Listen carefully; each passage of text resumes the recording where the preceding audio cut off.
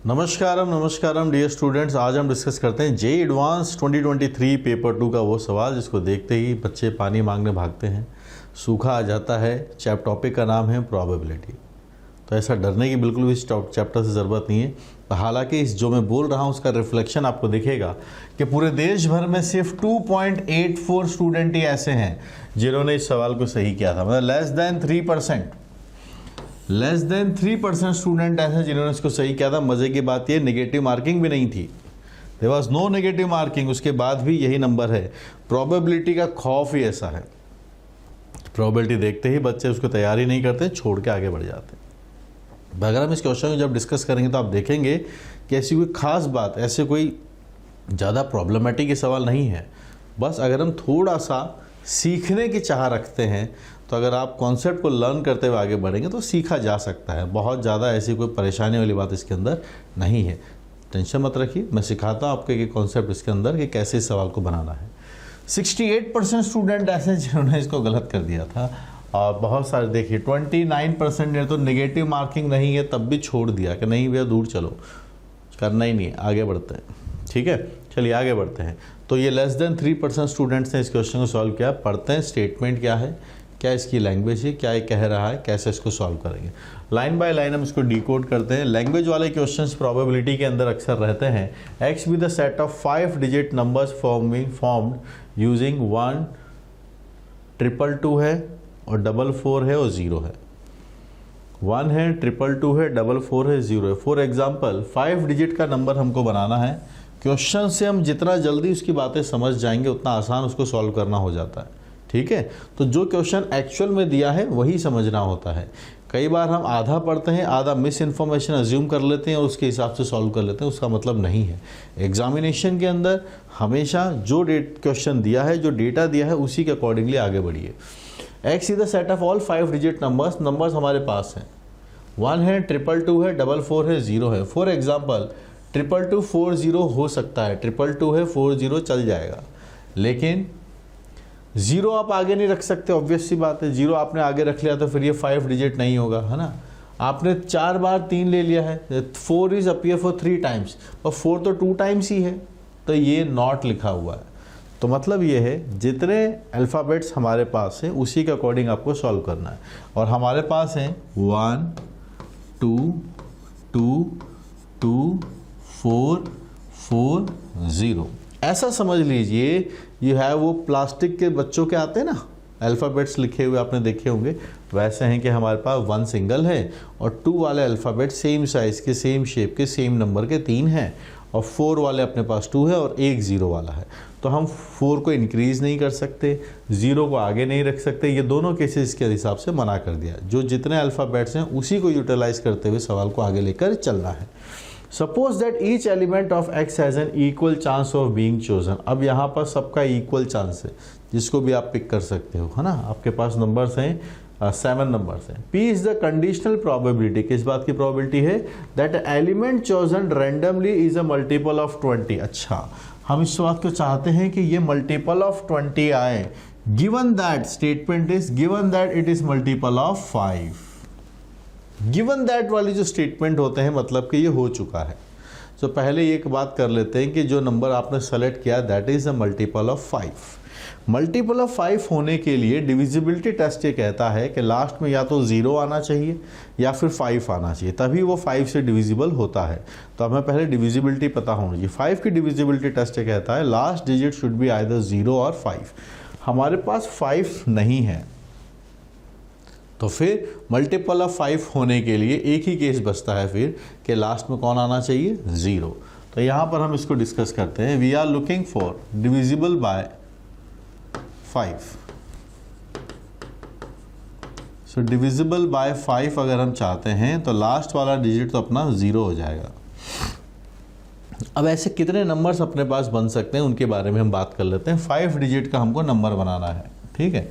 Possibilities की बात करते हैं। लास्ट वाला डिजिट है, अभी हमारे पास यहाँ पर 4 नंबर्स और अभी आगे आएंगे। क्या क्या केसेस हो सकते हैं? कोई से भी 4 हो सकते हैं। एक केस ये भी बनेगा कि 1 है, 2 है, 2 है, 2 है, ये चारों भी हो सकते हैं।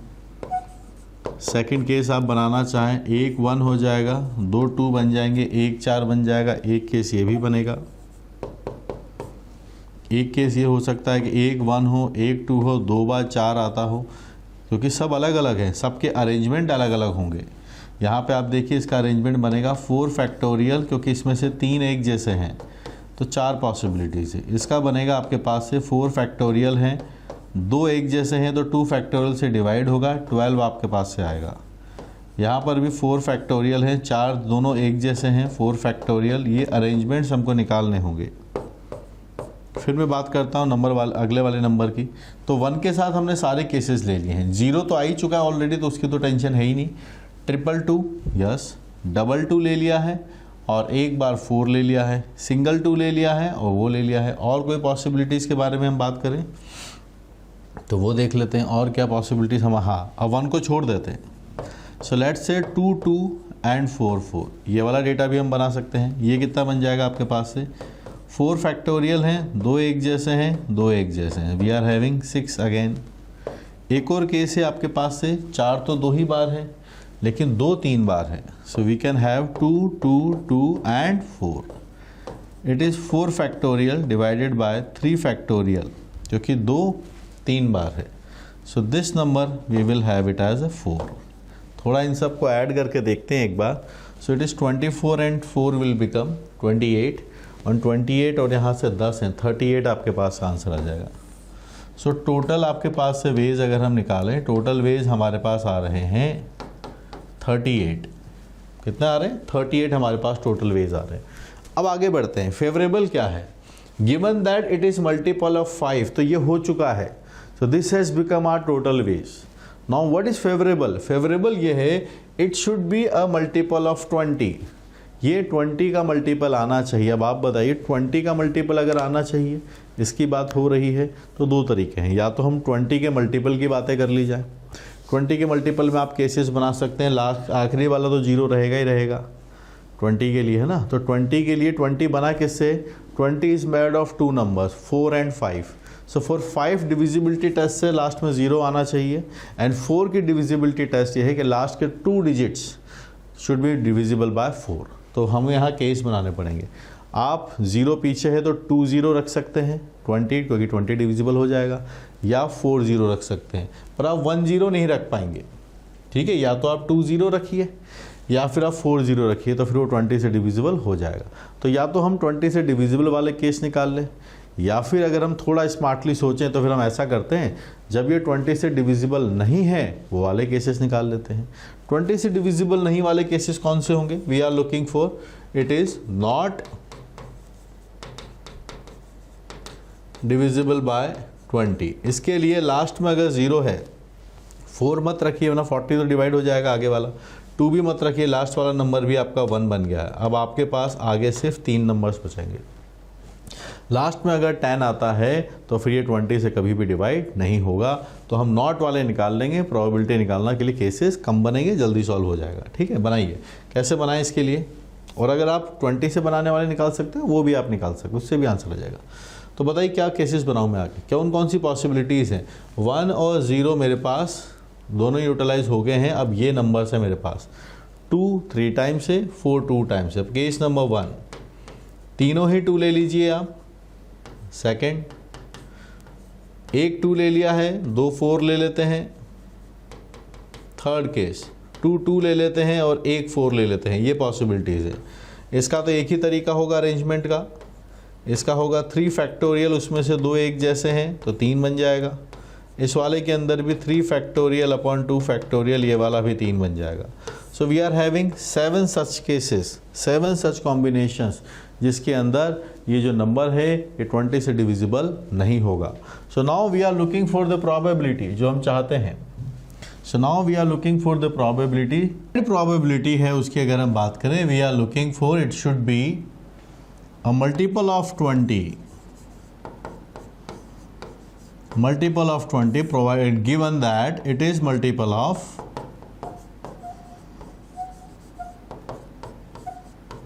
5। अब हमने क्या कैलकुलेट किया, हमने तो भाई नॉट मल्टीपल ऑफ 20 निकाला है। So we can write it as 1 minus probability of not multiple of 20 divided by multiple of 20 multiple of 5। तो ये जो प्रोबेबिलिटी है 7 केसेस हमारे पास टोटल आए हैं, 7 केसेस फेवर में है इसके नॉट मल्टीपल ऑफ 20 के, और टोटल है 38। So this will become 31 by 38 and this is given as P.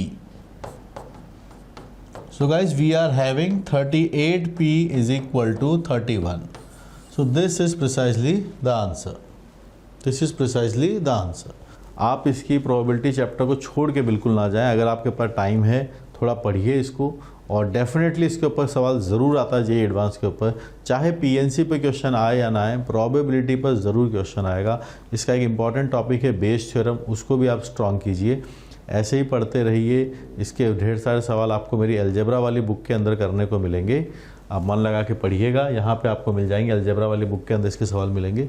और प्रोबेबिलिटी को कई और चैप्टर के साथ भी मिक्स किया जा सकता है। प्रोबेबिलिटी कॉम्प्लेक्स नंबर के साथ मिक्स हो सकता है, वेक्टर 3D के साथ मिक्स हो जाता है, प्रोबेबिलिटी को हम स्टैटिस्टिक्स के साथ मिक्स कर सकते हैं, समझ गए? या मैट्रिसेस के साथ बहुत अच्छे से मिक्स होता है प्रोबेबिलिटी, मैट्रिसेस एंड डिटर्मिनेंट के साथ। तो इतने सारे चांसेस हैं, पर आप ढंग से पढ़ेंगे तो आप इनको बना सकते हैं। तो इन सब में अगर आपको मेरी कोई और हेल्प चाहिए तो उसके लिए सबसे पहले आप टेलीग्राम पर मुझसे कनेक्ट हो जाइए, सर्च कीजिए आराम से, ओम सर लिखिए, चैनल मिलेगा, ज्वाइन कर लीजिए।